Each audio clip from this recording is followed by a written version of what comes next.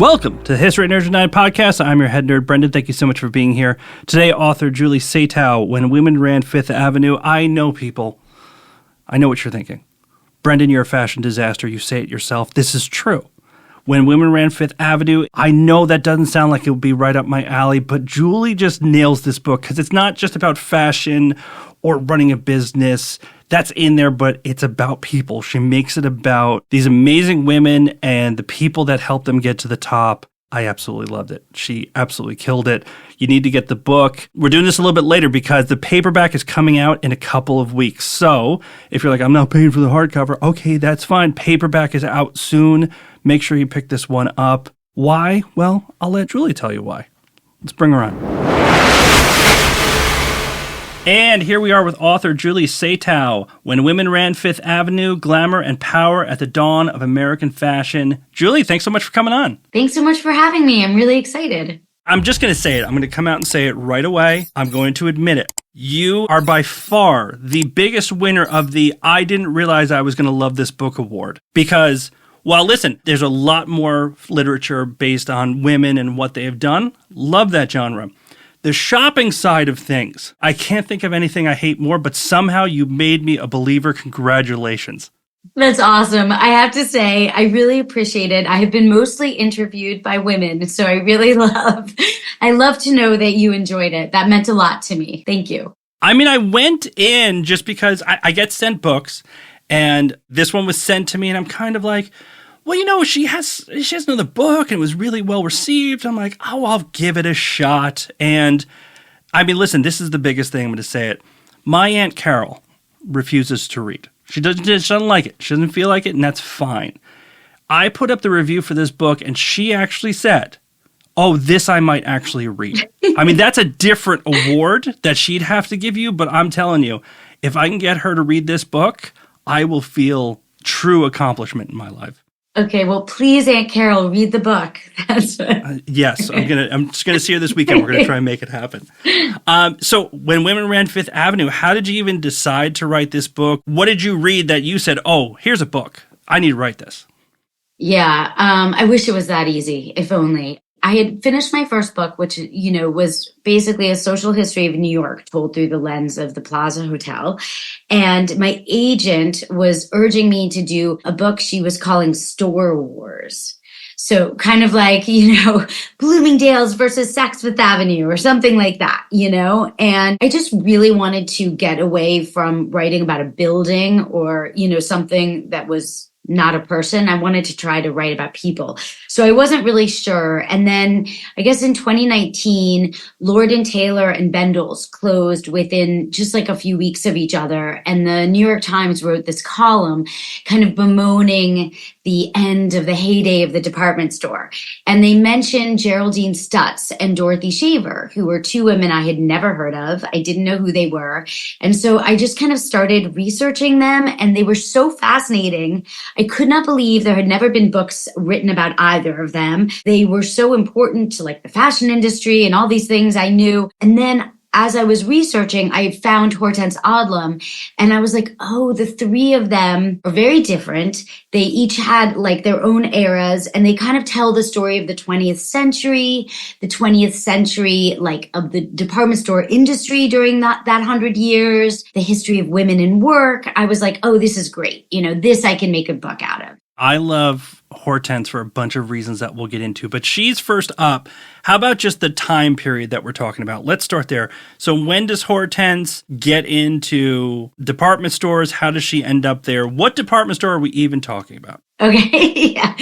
So Hortense was a small town girl from Utah, definitely grew up very far from the world of Fifth Avenue. Parents were like early Mormon converts. She grew up making her own food, making her own clothes. And through various things that happened, she ends up in New York City in Brooklyn in around 1917. And other various things happen. And her husband becomes one of the richest men in America during the Great Depression. And he buys a whole bunch of businesses, one of which happens to be a department store, Bonwit Teller. And Bonwit Teller was doing horribly. It was the Depression. And he just planned to close the store. You know, it would have meant like throwing hundreds of people out of work. And this was the Depression. So Hortense who did not have a job. She'd never worked before. She was a stay-at-home mom, but she was a woman. She did know how to shop. So her husband suggested that maybe she could go to Bonwit Teller and look around and make suggestions. And essentially within a year, by 1934, she was appointed president of Bonwit Teller. She became the first woman president of a major department store. What I find so fascinating about Hortense, and I have to give you a lot of credit for this, there's a version of this book where all of these women are wonderful feminists, right, fighting the man and winning. Hortense is, by almost any definition, a terrible feminist. In a lot of ways, just awful. But it makes her, especially for the comparison to some of the other characters that we're going to talk about, she's wonderful to have to say, like, this is a woman who fell into this and almost did it out of obligation, but she didn't want to be president. She wanted to be a stay-at-home mom. So knowing that Hortense really wanted to be at home, why was she even doing this and moving up and taking on all these responsibilities? Yeah, I think she was very conflicted, as one would be in the 1930s, and there was virtually zero other professional women, certainly at that level. She did it in part to be close to her husband, who the marriage was sort of breaking apart. Also, he wanted her to do it, I think, to stay busy while he was going elsewhere and doing other things. And it was a way to occupy his wife. So I think there were kind of like those unspoken reasons for why she threw herself into it. But she was undoubtedly successful and talented and really a genius at running the business. I mean, she completely turned it around. And this is the height of the Depression. But as you said, she was a terrible feminist. That is absolutely true. She did not want to be called a businesswoman. She hated that word. She described herself as just being like a hostess, is what she called herself. I'm essentially a hostess, just like all of you other women who cook dinner for your husband and, host a dinner party with all of his work colleagues. I'm essentially just doing the same thing. Never mind the fact that Bonwit Teller was like the equivalent of a $200 million business, and she had like 1,000 employees, but that was how she dealt with it. And then obviously later on, she really came to despise her work life and her career, and she really blamed it for a lot of her personal tragedies. Now, a lot of the things that she changed seem to anybody nowadays like duh, but she was kind of really the first to look at this and say, these stores aren't set up right. They don't make sense for the person that's actually shopping. What were some of like the simple things that she saw right away and said, just change that, people will be coming in? Yes, it's so true. For instance, in the 30s, everyone wore hats. I mean, it was essentially, you couldn't leave the house without a hat. It was like wearing underwear. It was just de rigueur. And Bonwit Teller had its hat department buried up on the 6th floor of the store. And she thought that was absolutely ridiculous because hats were relatively inexpensive. They were essentially like an impulse buy. Maybe you're kind of having a bad day and you see a hat and suddenly it looks great on you and you buy it and it feels wonderful. And she thought it was ridiculous that it was buried so high. So she tried to convince the store to move the hat department downstairs onto the main floor. They wouldn't listen to her. They wouldn't do it. So essentially at night while the store was closed, she got some architects to create a hat stand, and she moved the hats by herself down to the main floor. Of course, the doors opened and they were the biggest thing. There were newspaper articles written about how wonderful it was to have hats within easy reach and how it was improving the bottom line of the store. And of course, now, if any of you go into a department store, you're always going to see on the main floor hats, purses, jewelry. That was really her conception. So that's just one of many examples. And just a fascinating thought about how important it was to put the things that people are going to buy in the window. I mean, this becomes almost a war of who has the best windows in New York City for shopping, right? Definitely. Window display was a huge part of how these stores got people inside, and they were elaborate. I mean, I should say too, like backing up really until maybe the 1980s, these department stores were something they're nothing like the department stores we really have today. I mean, these were fabulous, glamorous places, palaces of consumption. And the window displays were equally as elaborate. They would hire artists like Georgia O'Keeffe, Salvador Dali to create these wonderful artistic visuals. And Hortense did the same thing. She did many things like that. They also would do these crazy publicity displays, really insane publicity, marketing things. Like one store I found had an adoption week where it put babies up for adoption. I think, which is like, what? It was like an adoption agency, all kinds of stuff like that, holding beauty pageants. I don't know, all these things. So for the non-shoppers listening right now, all of the windows looked like the opening shot from A Christmas Story, right? That elaborate is what we're talking about. Yeah. Everybody's on the same page now. We're good. Yes, that is a good way to think of it. I mean, actually, one of my characters, Dorothy, who we haven't spoken about yet, she actually created a Christmas window display where it was like a snowstorm, and they used little bits of paper to create, snow, and they blew them around so it looked like snow blowing. And then they even had speakers that shot out onto the sidewalk of like wind. So it sounded like, gusting wind. And then they had like this, they did these elaborate things. They shot expensive perfumes out the windows. I don't know, all sorts of things to draw you in. And as you mentioned too, these things are saving businesses around this time. Bob would tell her, which I had never heard of before, but that doesn't mean anything, obviously. That you said it's going under, and then all of a sudden now it's one of the biggest department stores out there. We're not trying to say, oh yeah, Hortense was one of the first ones that did it. She actually really changed the game, just like Dorothy. Let's talk a little bit about Dorothy. When does she come along? What's her department store? So Hortense essentially runs the business until the 40s, and I overlap it with another woman, Dorothy Shaver, who's probably the most famous of the women, although most of your listeners, I would think, have not heard of her before. She was appointed president of Lord & Taylor in 1945. That one I've heard of. I have heard of that one. You've heard of Lord & Taylor. Well, that's good. That was basically America's oldest department store and certainly one of its most famous. And it was a huge deal when she was appointed president. She had arrived in New York City, also from a very small town, from Mena, Arkansas, which was a railroad town. She came in 1919 with her sister. They were in their 20s. They were single. They basically just had a suitcase between them. And this is a year before women even had the right to vote. So it just gives you some context. Various things happened, and she took a job at Lord & Taylor in 1924. And by 1945, an all-male board of directors appointed her president. Like I said, this was a very, very big deal. This was a huge store. It had more than 2,000 employees. It was a very, very important business, really a flagship American business. And she was paid the highest salary that I could find for a female executive up to that point, about $1.65 million a year. It was about $500,000 less than the man she replaced, but it was still a lot of money. She, as you mentioned, she did a number of things that really changed the game for department stores, for American fashion, for numerous things. And she was a very different kind of businesswoman, I would say, to Hortense, which we can get into if you want. Oh, I was about to say, and these are two, you could not get more different, whereas Hortense just kind of, she rose because she was really good at it, whereas Dorothy was going to get to the top no matter what. Totally. She was so ambitious. She was incredibly focused. She basically lived her whole life with her sister. She did not have much of a personal life at all. Her life was the store, as she called it. She gave everything to the store, and she was really very different than Hortense. I mean, she embraced being a business person.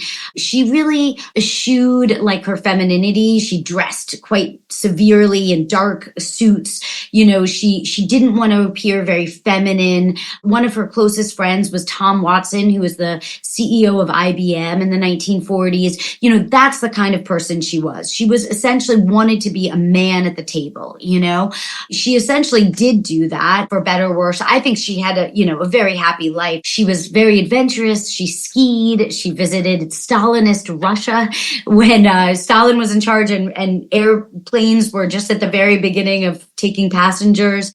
And then in terms of the business, she did things like, I don't know, you probably have never used a personal shopper, but maybe people out there have.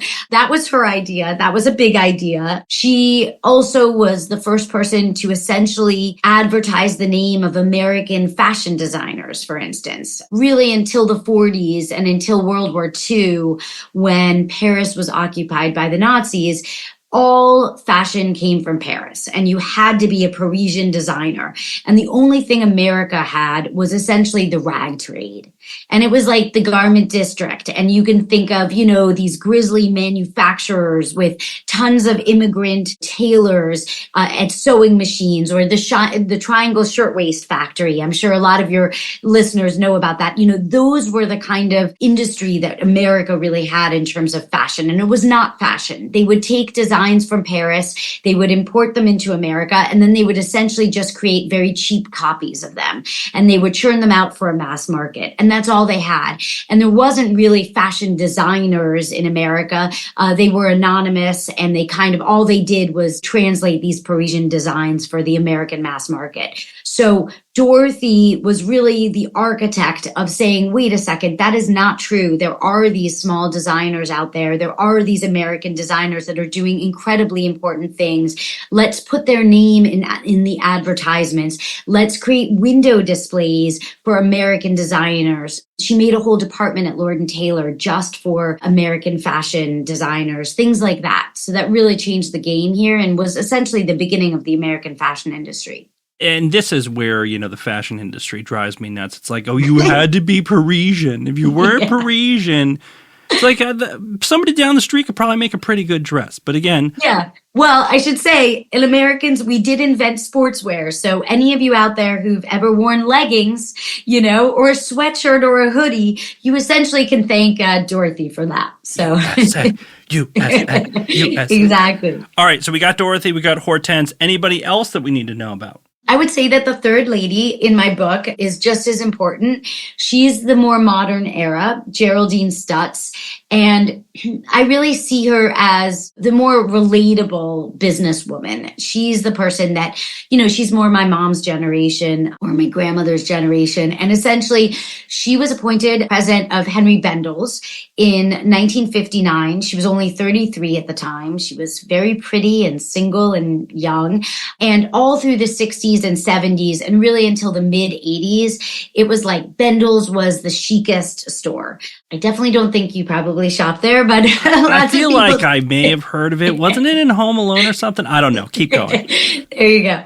And she was fabulous, and she did a lot of creative things too. Essentially, she created the concept of like a boutique within a boutique. So I was at Target the other day and I was walking around and I noticed they had an Ulta Beauty department within Target. And that's an example of a boutique within a boutique. That was Geraldine's idea. She created what was called the Street of Shops. And it was essentially a street on the main floor of the store. And it was just boutique after boutique, these little boutiques that sold all these unique things. Her critics called it the Street of Flops, but the Street of Shops was definitely very successful. And it really created that idea of, we could have like a little boutique by a designer within the store. And that whole idea, which now, is just ubiquitous. And going back to this, it's what really drew me in is what you said from the beginning, that this has to be about people. It has to be about characters because, dear God, a whole book about Bendel's, I would definitely fall asleep. But also that you took the time and you showed there is a dark underbelly to this, because each one of these women had to face adversity by making this choice at this time, especially Hortense. We already talked about that. But all of these ladies had to deal with different fallout, especially in their personal life, because a lot of people were not going to appreciate this. Can you talk a little bit more about that? Yeah, it was very tough. I mean, for Dorothy, for instance, when she was appointed president, Life magazine ran this big profile of her, and they called her, quote, America's #1 career woman. And it was like a very big deal. But in the profile, they described her, they essentially said something like, business women are terrible. We all hate them. We know how awful they are. But Dorothy is different. She's from the Little Women's School, is what they called it. And then they said, she's afraid of thunderstorms and lighting her own cigarettes and won't cross the street by herself. So that was the kind of portrayal that you had to have in order to make it. It was tough. You can imagine, and Dorothy talked a bit about how she had to always, she was Southern. She was from Arkansas, and she would never say, I want to do this. Instead, she would kind of manipulate all the male VPs, and everyone in her, like under her, was a male. And she would basically get them to come up with her idea. So she'd kind of plant it and to have them all think, oh, this is my idea. I came up with it. And then she'd say, wonderful. That's exactly what we should do. So she had to go in that kind of back door to get things done. And Geraldine, it was very hard. They called her things the street of flops. They said she didn't have any experience, which in all fairness, she did not have any experience, even though she did so well. She had a lot of issues too. Sadly, she couldn't have children. That was really devastating for her. She had trouble finding a man who wanted to date her because she was so successful and well known. It was a lot of struggle. But I'll also say, on the other hand, all three of them would not be where they were if it were not for male mentors. Each one of them, Geraldine had a wonderful businessman who saw her talent and really cultivated it. And when he bought Bendel's, he put her in charge. And same with Dorothy. The head of Lord & Taylor was incredibly advanced and really believed that women could do anything, quote unquote, except for fight in a war, is what he said. So, they all had this, and Hortense had her husband who helped her get that job. I think, in all fairness, there were many wonderful and supportive men, too, in the picture. Well, luckily, we don't hear any of those sexist type things in the media anymore. That all stopped right back then. Never. And exactly. While two of the mentors were nice, Hortense's husband kind of sucked. But we don't have to go further into that. We'll leave that. That's true. Read the book. Trust me, it's in there. Yeah. Well, I have to say that one of the most surprising things I found was how I felt like some of the stuff I was reading, I was like, oh my God, that could be today.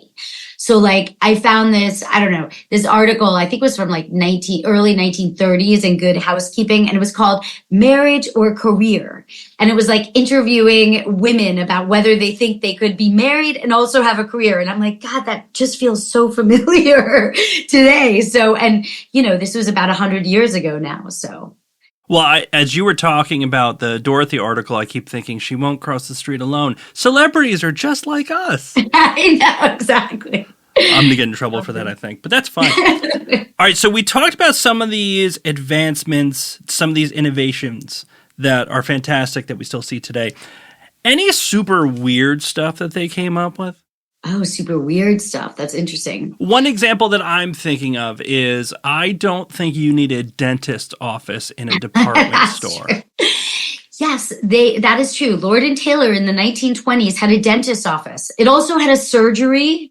They all had post offices. Some of them had petting zoos. These were the first places where there was ever air conditioning. People would go there, in the dead heat of summer just to experience air conditioning when that was uncommon. They had all sorts of crazy stuff like that. I'll also say they did things like, I was surprised to find out that I like Pilates, and I thought it was interesting to know that the first Pilates studio ever was at Bendel's, the first Pilates studio that the originator, Joseph Pilates, ever opened outside of his own studio was at Henry Bendel's, which I was like, really? Wow. Because, especially at this time, the thought process was you need to have everything there, that if someone walked in and you kept them long enough, you needed to have all of these extra things that would bring them in and kind of keep them there. The petting zoo seems like a bit of a stretch.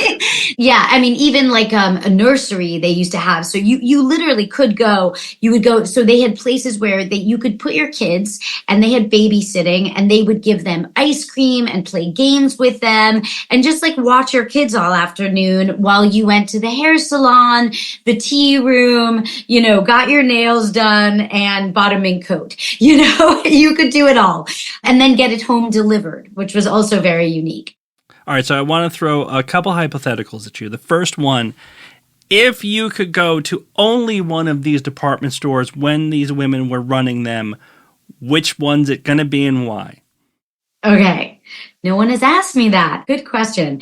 I think I would pick Bendels in the 70s, 1970s, just because you could see all these celebrities like Brooke Shields or, I don't know, any actress you can think of, models, all kinds of famous people just sort of wandering around doing their daily shopping, which I think would be so fun.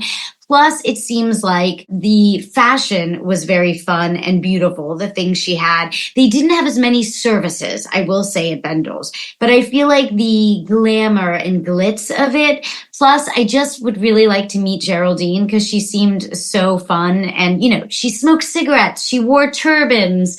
I don't know. I'd like to hang out with her. Is 70s fashion cool again? I don't know. I'm t-shirt and jeans whenever I can possibly do it, so I don't know. I think it's more the 80s now. Well, seeing things of the 70s being pretty funky. But listen, maybe you can pull it off. I don't know. Maybe you're right. So I'm going to make the second one a little bit harder for you. If you could interview one person from the book, I'm taking Geraldine off. You already said that would be cool. I don't totally. Easy. So you get an hour with any character from your book. It could be one of the women. It could be one of the mentors. Anyone you want. Who's it going to be?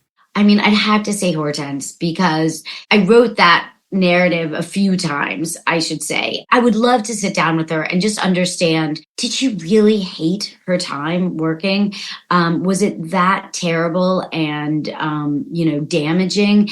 Also, like, what was she thinking? I mean, what did it feel like to be all alone there as the essentially only president in America of a major company? You know, just really understand her character better. I said I wrote it a few times. I wrote it and then I gave my manuscript to my fact checker, who I love, who I've used for both my books. She's amazing.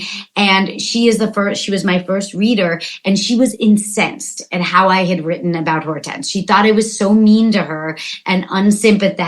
So I had to go back and rewrite that whole thing after she got upset with me. So yeah, I feel like to understand her character at a deeper level, I would really appreciate an hour of her time. I understand where the fact checker might have been coming from, but you got to use Hortense's own words. And this is a woman who, readers, you'll see it, she was complicated and she did this amazing thing, but it basically turned on her. Or I should say, she thought that was the reason that a lot of bad things happened to her. So I would almost be really interested to have some time with her in the middle of it where she is at the top of it before everything kind of falls apart. And then also talk to her when it was all said and done, if she kind of revises things a little bit. Yeah, I would agree with you. I mean, she hated Eleanor Roosevelt. She thought she was like the worst thing. She really liked Wendell Wilkes and like his wife because she, quote unquote, stayed behind her man. So yeah, those are things I would like to understand more of. I mean, do you have overall concerns when you're writing about something like this, which is, right, you want to raise up women, right? You want to write about feminism and make sure that you're presenting it in a certain way. Does Hortense really cause a challenge for you where you don't want to show necessarily that other side, but that's who she was and that's what she wanted to project? I mean, I don't want to overstate it for the listeners, but she gets vicious. She gets real vicious about it. Yeah, I feel like when I'm researching these characters, I fall in love with them. And I want to give everything I can find to the reader in the same way that I'm discovering them so they can discover them, So I definitely don't want to hide anything. I think the issue is more, I am writing as a modern person. So to try to put yourself in the context of that time period and understand how different it was back then and to give them that grace is where I struggled. For all of them, for Dorothy as well and Geraldine too. I mean, you have to kind of try to understand the whole person. And when you're a nonfiction author, like I am, all you can work with are the materials you can discover. And none of these three women have ever had biographies written about them before. I had a lot of original source material and other things to work with, but I was very much limited by the documents I could find. It was almost more like having to piece together this puzzle and try to understand a whole person without being able to interview them, without being able to ask all the questions you have. and trying to infer and understand just from those documents. That's really where the challenge is, and the fun of it. But that's the challenge, I think. Because I don't want to overstate it. I really respected and liked Hortense throughout, even when she was in kind of her angrier phase. By the end, I just really wanted to give her a hug. I think she just needed a hug. Yeah. Now it's a whole thing about trad wives. So, I feel like Hortense is back in the conversation, that kind of idea, And I think it's interesting to see the tension between where Hortense is and where Dorothy is, and then where Geraldine ends up, And the way I thought of this book was that it had three kind of narratives. It is the story of these three women. It is the rise and fall of the department store. And it's also the trajectory of women and work, and their relationship with having a job and what that means. So appreciated how different the three strands were of the character, so that I could really get into that and show that to the reader. Is there any threads here about how the department store is now on the way out? As you're writing this, as you're doing this research, do you sit there and say, oh, I can kind of see how this wasn't always going to be the golden age, that there was a fall coming? Or does this too much of the golden age and you can't quite see it yet? No, I definitely wanted to understand why we don't have these stores anymore. Partly because I miss them, and partly just because I wanted to understand what happened. And I think, a bunch of things happened, but in essence, the 1950s with suburbia came the branch store. And department stores, and Dorothy actually was the first one to really create a branch store with Lord & Taylor. She opened the first store in Long Island. And the idea was, meet your customer where they're at. But unintentionally, they ended up cannibalizing their own downtown flagship locations. They thought they were invincible and that would never happen. But as people left these downtowns, they went to the suburbs. Why would you ever go into the city and deal with the whole hassle when you can go down the street and find the same things? So the branch stores really started to hurt the department stores. And then in the early 60s came all these discounters. So Target, Walmart, Kmart, and that really put a ton of price pressure on these department stores and made it really hard for them to have these elaborate publicity displays or windows or, run a restaurant as well as a hair salon, because they had to compete with Target and they had to bring their prices down. And so the first thing they started to do was cut their salaries, and then they started to cut all the amenities. And, it became this downward spiral as this price war broke out, essentially. And that was the 60s. And, really through the 80s, you also then had the mall craze and the advent of the mall. And then you had the internet.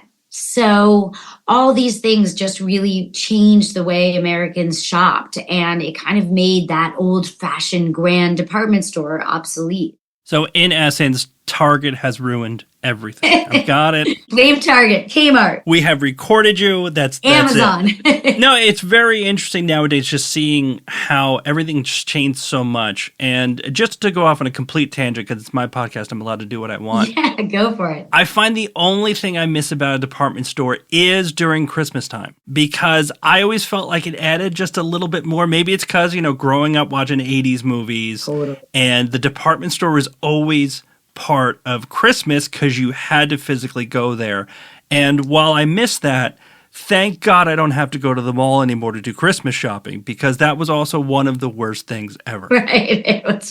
You got to sit on Santa's lap, which I did love. And yeah, the toy displays, the trains, those things were amazing. That does still happen. But for instance, here in New York City, where I am, Saks Fifth Avenue just announced that they're not going to be doing their typical grand light show, which they put on every Christmas.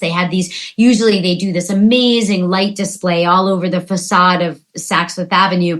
And this year they're cutting it.